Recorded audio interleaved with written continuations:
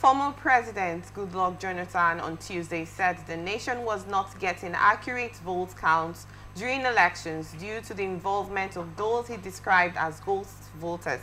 He also said it is better and more honorable for the chairman and other officials of the Independent National Electoral Commission to resign rather than yield to pressure to manipulate elections. Jonathan made the assertion at the YIAGA Africa Reflection Conference on Democratic Elections in West Africa held in Abuja. The former president emphasized that without strong and ethical leadership in electoral management, the electoral system would remain flawed. He called for a robust electoral system that works to ensure credible elections. When both parties are strong and the system cannot be manipulated, only real human beings will cast and their votes will count, he affirmed. Jonathan also criticized the regionalization of the electoral process, stating that it is a major hindrance to Nigerians' desire to elect capable leaders. If our system of electing our leaders are not fine-tuned to the level that the voters' card will work, then what will be so great about democracy? Jonathan queried. He stressed the importance of improving the voter registration system and electoral processes to ensure that democracy functions effectively. I'd love to get your thoughts on this, Barrister Okoro, on this coming from Jonathan. I'm sure Nigerians already know this, this affirmation coming from former presidents of Nigeria and giving us, advocating improvement of our electoral system because we, to him and to Nigerians, it's not been a favorable, situation for us. What do you make of this, please? Yeah, I think he's in the right place to tell us because what Nigerians were crying out for, he witnessed it. He lost election. He woefully lost an election, which he presided over. So, if he's crying like this, I think he's in the right place to cry.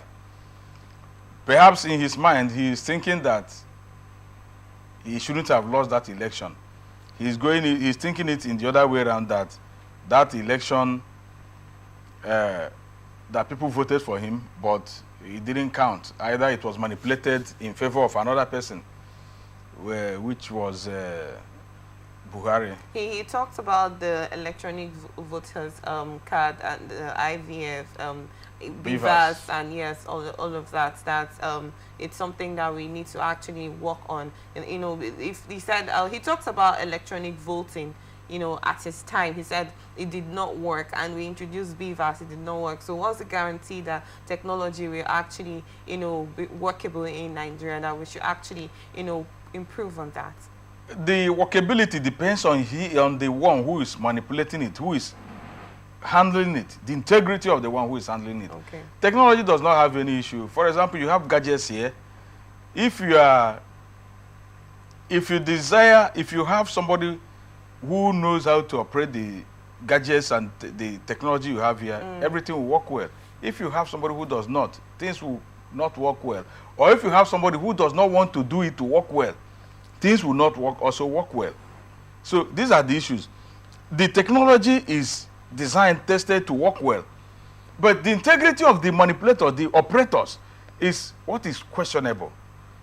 So it means, I think what he is emphasizing is not just on the technology, but the handlers of the technology, the operators of that technology, the operators of the system, entire system. People are kept as electoral officers, electoral commissioners, and all the rest. So he is questioning their integrity because they are the people. For example, the BVAS does not have any issue, but some persons, because of some private motives, selfish motives, some interest, decided to make it not to work. We talked about real-time transmission of the votes, but at their back end office, they decided to make it not to work. They put off the network so that you won't be able to transmit it. Yes, because when they transmit it that time, it will count. But they decided to manipulate it in such a way that you are just carrying an empty matches box, empty match box, nothing inside. You're just carrying a toy. The beavers become a toy in the hands of the operators. Someone else is in Abuja manipulating what you are having. You try, no network. You see the people, the electors wanted to lynch on some of those workers. Considering what happened, let's say, for example, because during the 2023 election that happened, Nigerians were expectant that, oh, something different is going to be on with the electoral system. As we are told. Yes. As we were told that it's going to be an entirely different one from the INEC chairman, but we saw an entirely different situation eventually. Do you think this also from Jonathan advocating for improvement on the electoral system, do you think by the 2027 election is going to be an entirely different one where the votes of every individual will count? It's not going to count. It's not going to count? At all. It's not going to count. I've had several discussions with several people, and a few individuals have come to say, I have noticed my votes do not count, so I do not guarantee that I would want to cast my votes in the coming election. So this is more like a displeasure kind of situation, if you may ask me. Yeah, it is. You are still having the same people. How many of them were prosecuted? How many of them that did these things were prosecuted? This is where even the National Assembly should come in. The judiciary, I don't want to say much on the judiciary. Yes, the Nigerians know whether they are living up to the expectation or not. Nigerians know. They came up with all eyes on the judiciary. And you are still watching them. What happened at the end? The whole eyes of 220 million Nigerians were on judiciary. At the end, what did you people see and what did you do? Eyes will continue to be there. You are doing your own, you are watching, and they are doing what they are doing. Until we begin to punish electoral offenders, things will not change. So in that sense, this advocate, this word coming from Jonathan, it's just an empty cry. There's nothing. We're not going to have any change from that. It's not going to yield anything. He are just, as we are discussing it here, they ends it. Who else is going to carry out his expectations? Are they going to discuss further on that? That's the end, because it's also the system. All of them left behind. Because of selfish interests and motives. All these our leaders, I've said it here, are not sincere. Until you get a sincere leader, like, let me mention somebody who seemingly looked like a sincere leader, though he didn't live for us to enjoy him, Yaradua. Yaradua said the system that brought him was corrupt, but he wants to change it. He acknowledged that it was, but these other people, none of them had ever acknowledged that they were corruptly brought in, or they corruptly brought themselves in. Nobody brought them. They forced themselves on Nigerians corruptly. None of them had ever acknowledged that, except Yaradua. And he said he wants it to be changed, but unfortunately, there is this adage that good things don't last. The man didn't last. Yeah. So that is the thing, and we never lived to see whether that Nigerian factor would have also worked on him, or he would have been a different leader altogether. So that was unfortunate. But each time I remember that man, I remember a president we never had. Yes. Thank you so much in this. It's actually a painful one, if you may ask me. Thank you so much in this, Barrister Okoro. Well, we hope, and during the 2023 election that was conducted, a lot of Nigerians came to cast their votes. Actually, most Nigerians in diaspora had to fly down to Nigeria because they wanted change. Everyone was seeking for a different government. There was a widespread yearning for change. Yes, for change. You know, but and a lot of Nigerians participated with their hearts, sacrificed. I remember it rained. People were under the rain. People were, they trekked a distance to go and cast their vote. People starved themselves just to go and cast their votes. At the end, the corrupt system did what they did. And that is why Nigeria will continue to suffer. Because there is a systemic failure. And all of them know about it. Nobody will want to change that system because they believe that if the system is changed, it's not going to work to their favor.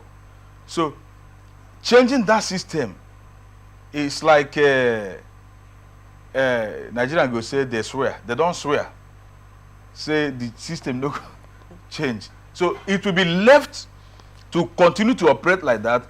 Perhaps when I leave, my children will inherit that system and be able to manipulate it. If if it's not my children, my friends, my friends, my relatives, or whatever. So let the system be there. Let the system continue to be there. It's not as if they don't know. They know about this, but they would not want it to be changed because if it changes, they won't near the near corridor of power. I want to tell you this: Nigerians are wise. Nigerians are not fools. Nigerians already know those they want, and most times they vote those people they want. But the corrupt system would not allow those they vote to emerge winners. So how do you think there's a possibility to prosecute It's a very difficult one because it's an ecosystem. It's interwoven. The people in the judiciary have their part to play, which it's Nigerians that would tell whether they are playing that part. The legislators have their part to play, which Nigerians will also tell whether they are playing that part. All what we are talking about is not a rocket science. Everybody, if you now, Chidema, if you are placed there and you want to change it, you, under 48 hours, you'll be able to come up with a strategy to make it work right. But people working with you may not allow it to work right. And that is what we are talking about. There got to be a total pruning in the entire system. Yes. Punish those people that need to be punished. Those people that are manipulating things negatively, adversely to the aspirations of good Nigerians. You have to deploy the system to work. The judiciary should play their role and let every electoral offender be punished, and not when you don't mention it, this and that, due to party influence, tribal influence, or regional influence. The people are left off the hook. Thank you so much.